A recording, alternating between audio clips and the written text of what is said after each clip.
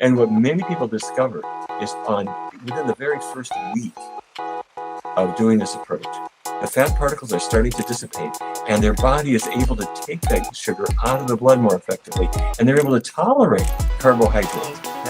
First off, thank you so much again, Dr. Barnard, for taking time out of your busy schedule and joining us today. Well, it's a pleasure to be with you, Ruth. All right. And so I know a lot of people do know you, but some people viewing the channel that I have on YouTube may not know who you are. So I'm just going to give a brief introduction to a man who needs no introduction normally. All right. Dr. Barnard is a well-authored writer. He's published more than 100 scientific research publications, over 20 books, I believe, for medical person and lay readers. So if you haven't read any of his material, look it up online. Dr. Barnard's clinical research has been responsible for changing national policy and influencing American dietary guidelines. He's also the founder and president of Physicians Committee on Responsible Medicine, which puts a much needed emphasis on nutrition and medical education and practice. And of course, if that's not enough, Dr. Barnard is also the founder and president of the Barnard Medical Medical Center in Washington, D.C., which basically practices everything he preaches, right, as an example to the public. So again, thank you for your time, Dr. Barnard. We have a lot to learn from you today. Well, great. It's great to be here, Lewis. All right. So just to start off, okay, obviously this is a channel that we talk about diabetes. That's hence the name Diabetes 180, right? The biggest obstacle that I find a lot of people have in approaching and experiencing, I should say, a diabetes 180 is this carb-centered idea, right? We think that carbs is the problem. We put the blame all on carbs. When you understand the cause of insulin resistance, right, then you could kind of start to guide yourself in the right direction. So can you tell us, number one, what is insulin resistance and what causes it? Sure, great question. It's a perfect place to start. Insulin resistance means that the cells of the body aren't responding to the hormone insulin anymore. Insulin is made in your pancreas, which is an organ right behind your belly button.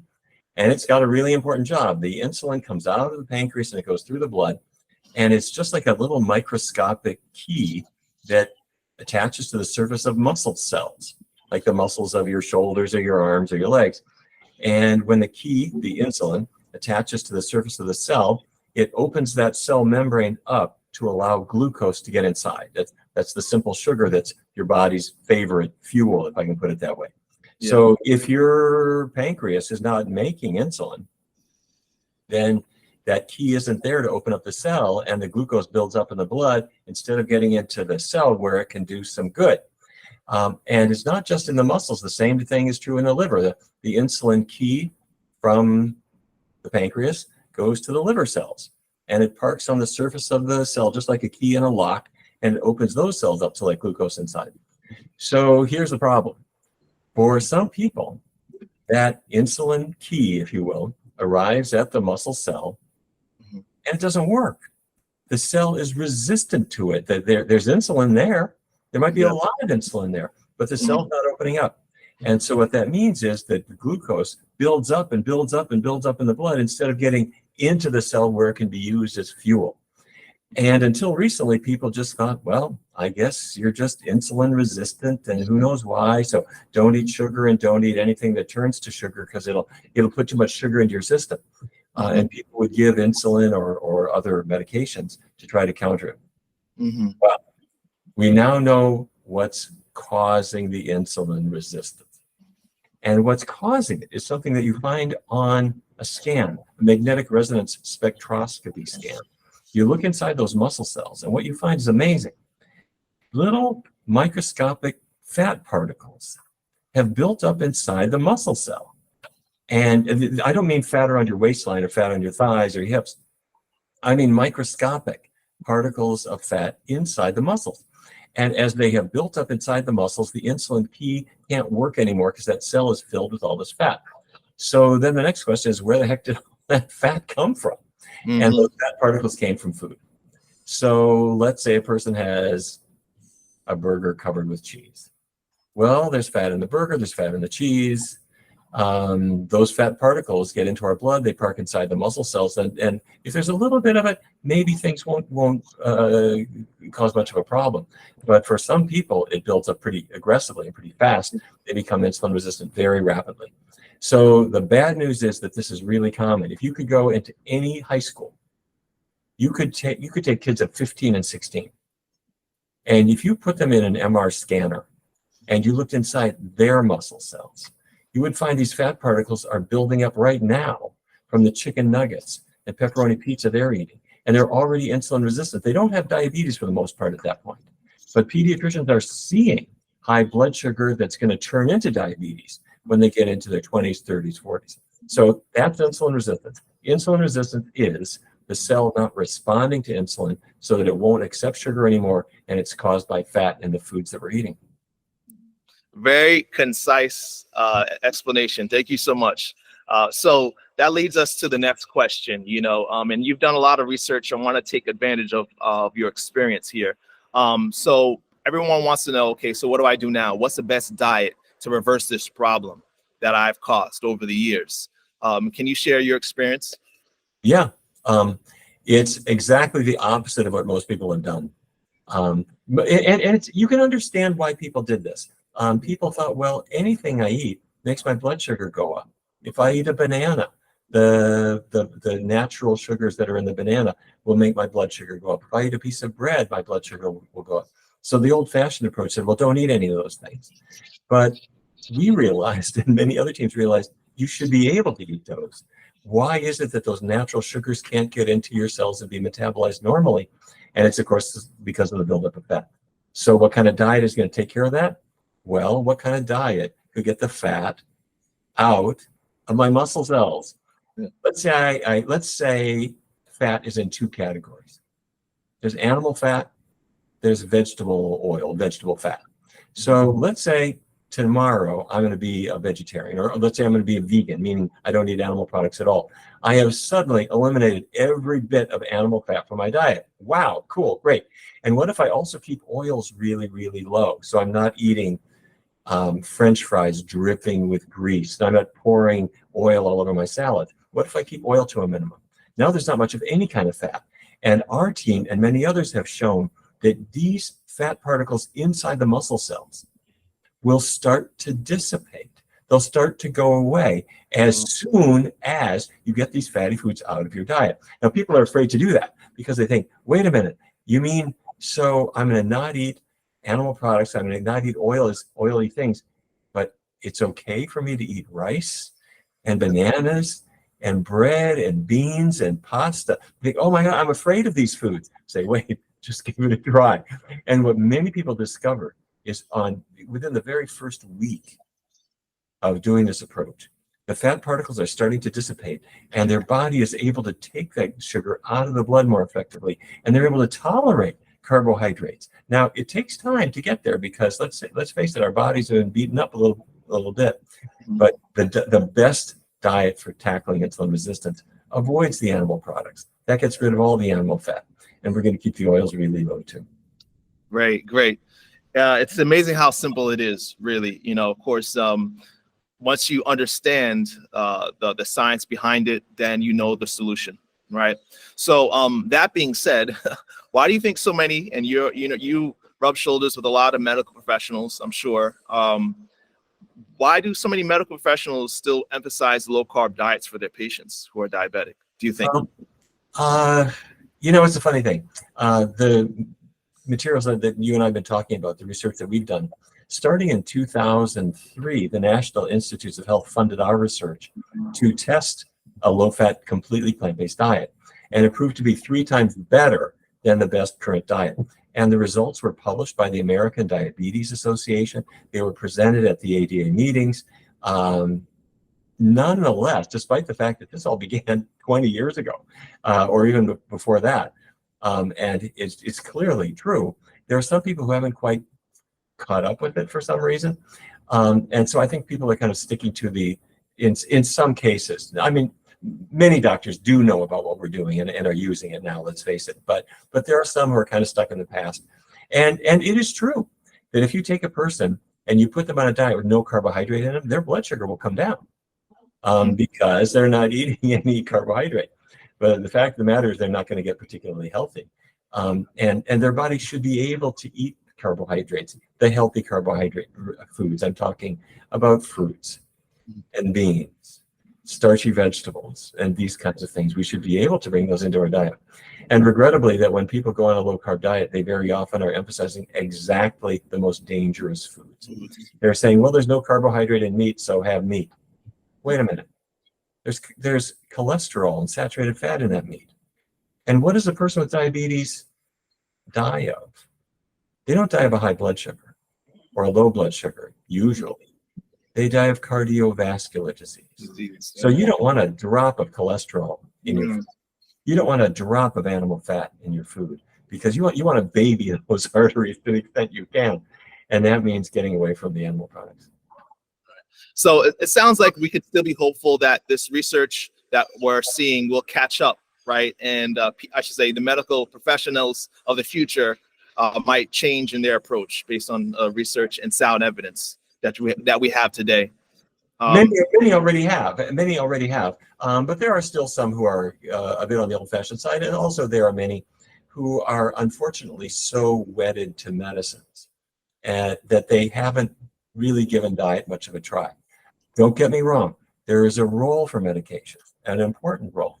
But there are many, many people who, if they could really plug in the right kind of diet, the diet that addresses the real problem that they've got in their muscle and liver cells, they would do so much better, I have to say. Yes. Something you said sparked another question. You said the healthy carbs, right? And so, this definitely differentiates between sugar, right, or highly refined carbs. Even though we're emphasizing saturated fat in causing diabetes, does sugar still play or refined carbs play a role in diabetes? Well, first of all, we want to make sure that we're tackling the cause, and that's get the fat out of the muscle and liver cells. So we really want to focus on getting the animal products out of the diet and keeping oils really low. That's job one. Now, it is also a good idea for us to have the healthiest possible foods. Sugar, if you think about it, where does table sugar come from? It comes from sugar cane, where how much sugar cane could you eat? Not very much. I mean, it's filled with fiber and so forth. To get that sugar out of there, you got to send it into a factory, and they extract all the fiber and all the pulp, and they give you pure sugar. Or it'll come from sugar beets. Same story. You're not going to eat 25 sugar beets, but they send the beets to the factory, and they get rid of all the fiber and all the pulp, and they just concentrate the sugar. So the table sugar that you're having is something that nature never really intended for you.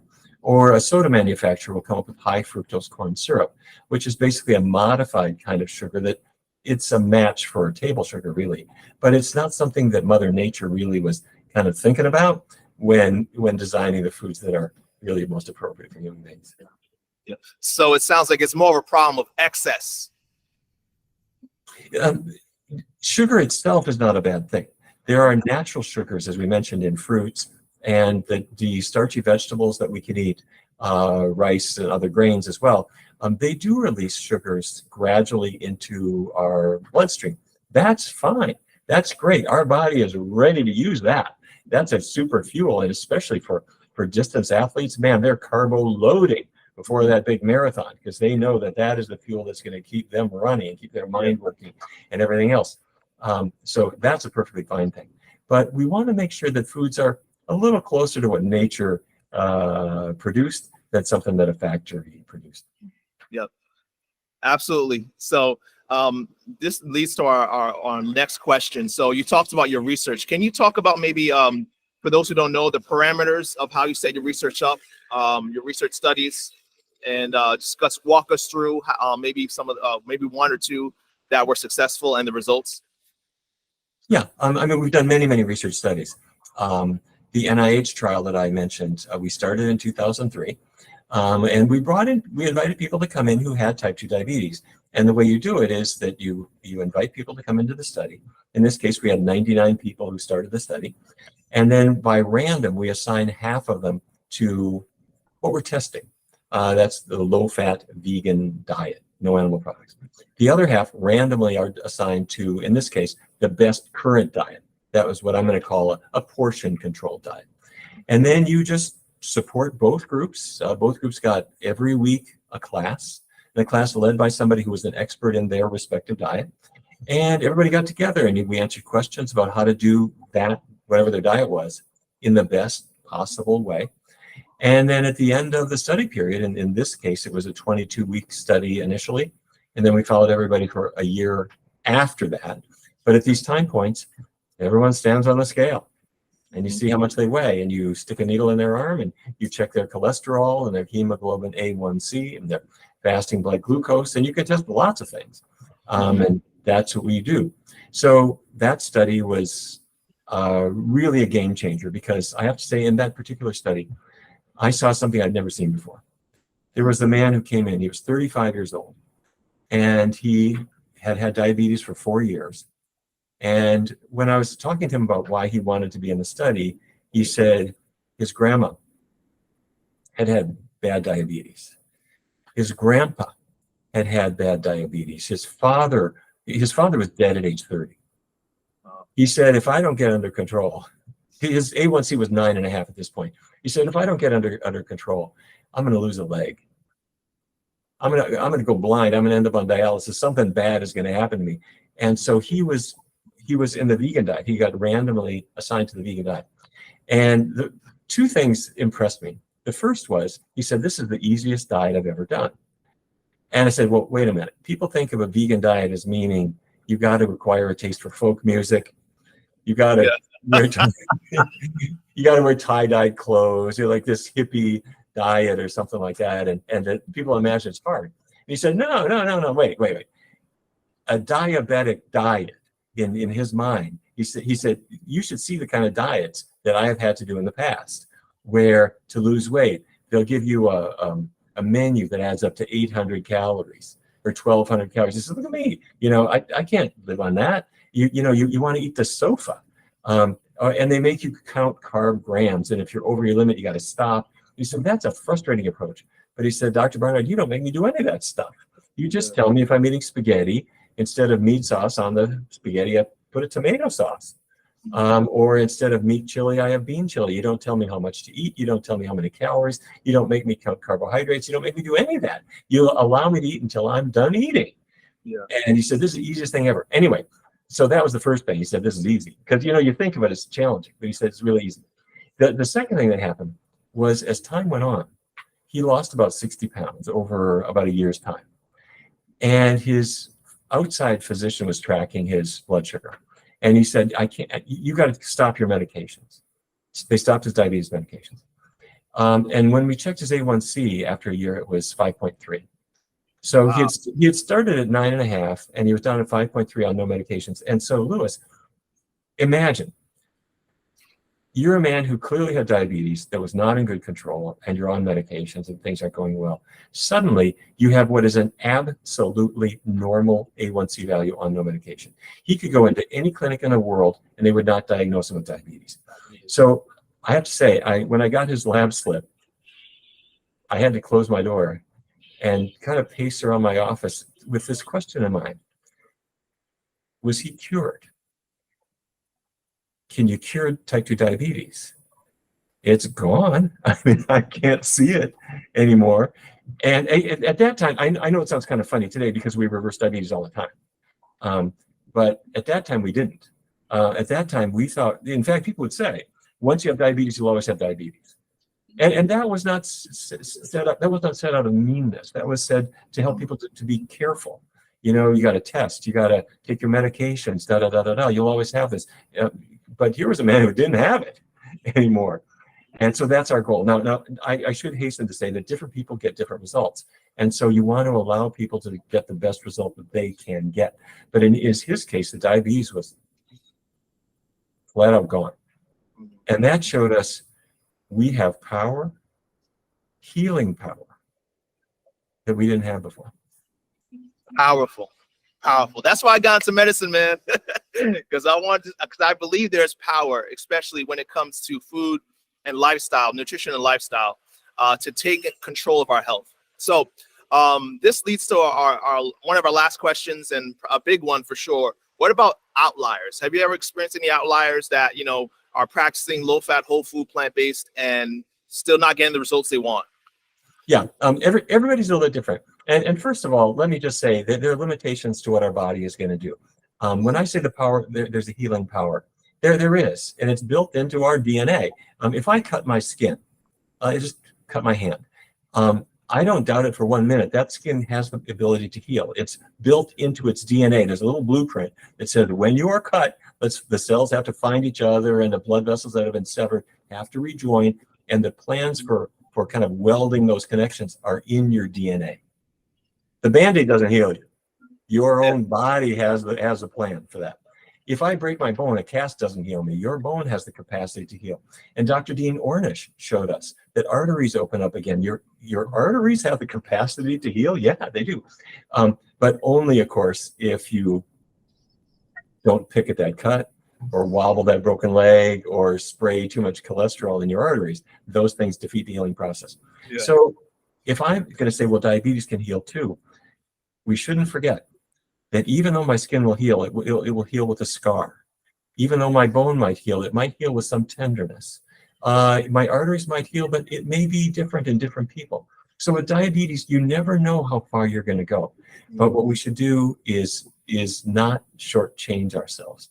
I would not do some halfway diet and say, well, just take the skin off the chicken, see what happens. You're kind of guaranteeing that the person will never heal. Give a person a chance. So if in some of our studies, let's say one person, diabetes flat out gone, somebody else, some benefit, but not complete benefit. There are really maybe three possibilities. One possibility is they're not quite doing the diet exactly in the best possible way, which I must say is very easy to do nowadays, because you might think you've got the very best stuff ever. Manufacturers have something different in mind. You'll get that healthy looking vegan pizza and you'll discover they threw all kinds of stuff in it. They made cheese out of coconut fat, and they will rationalize it. They'll put things on the cover of the pizza that you bought, calling it all natural and organic and gluten-free and everything else, which it may be, and that's all great, but it's still packing fat into your muscle cells. It's getting in your way. Or I'll get 100% natural peanut butter. I mean, and you can't fault a peanut. I mean, right? I mean, that's a healthy food. But peanuts are in shells, and it takes a long time to eat very many of them. Oh, no, I've got a factory that takes the shells off in advance and grinds it all up and puts it in a big bottle. It's something that nature kind of wasn't thinking about, and it's amazing how many fat grams can come into us. So with this long-winded way of speaking, what I'm trying to say is that it's surprisingly easy to have fat packed back into our cells from sources that we weren't really identifying or thought must be okay for some other reason, or even in some cases our cravings led us to them. So that's job one. We do a search and destroy for contraband in the diet. Nice. And then there's two other issues. One issue is that for some folks, there may be some damage to the pancreas where the beta cells that make insulin are just not doing their job so well anymore. That happens. That's the problem in type 1 diabetes, of course, but it can happen for other folks. Interestingly enough, our research director, Hanna Kaliova, showed that even the beta cell function can improve with a low-fat plant-based diet. But there are limits. You know, if those cells are dead, they're dead. And then the third possibility, beyond looking at the diet and looking at the pancreas, the third possibility is the insulin-resistant cell itself. I suspect that there are kind of genetic differences where some people had more of a tendency toward insulin resistance and others less of a tendency toward it. And none of that mattered very much through all of the centuries of human existence when there was no McDonald's around. True. When there weren't foods that could really aggravate the insulin resistance in a bad way. So we can look at those possibilities. And some people may only come so far. That's okay. That is not a moral failing. We do the best we can. with this fragile body that we have, and you're going to get the results that are in store for you. That was a perfect answer. Thank you so much. I think that's going to help a lot of people. So last question is more of a personal note. You've accomplished some great things in your life and your career. What are you most, I should say, proud of all your accomplishments? Well, maybe I would say this, that what I'm really happy to see is that there are more and more people who are bringing this power into their lives, more and more doctors, physician assistants, nurses, nurse practitioners, dietitians, who are spreading a good word about this power as well. Because let's face it, life is tough. There are a lot of threats that we have against us. And if there are foods that can at least help us to regain a measure of health, or a huge measure of health, or maybe regain vibrant health, let's do that. But it starts with information, and that's what we've got to get out there. I do have to say, though, that I'm particularly grateful to you, Lewis. You were at our International Conference on Nutrition and Medicine, and you saw hundreds and hundreds and hundreds of people all putting this power to work. And the best thing that I think you do, and that our team together does, is after us, there's another generation that are being born now. And they're growing into a culture that doesn't necessarily give them the love that they're going to need. I'm talking about there are going to be foods in front of them. There are going to be other risks in front of them too. But you're helping to change that so that kids can grow up in an environment where health is respected and where they're allowed to really flourish in the best way they possibly can. So I'm really grateful to you for doing that. Yes, thank you so much for the admonition. One of my phrases I always finish with is that, beloved, I pray above all things they may prosper and be in good health, even as your soul prospers. And I think that it's powerful when you can know that what you're doing, the work you're doing, the work I'm doing, is adding years to people's lives. You're not just maintaining, the status quo, but you're adding years to their life. That is valuable. That is valuable. So thank you so much for this time. I know this is going to help a lot of people. Definitely look forward to following your career and future accomplishments. And again, as always, keep up the good work. I don't even have to tell you that. Well, there's a lot more to do. We'll do it together. All right. You have a good day. Thank you again. Thank you.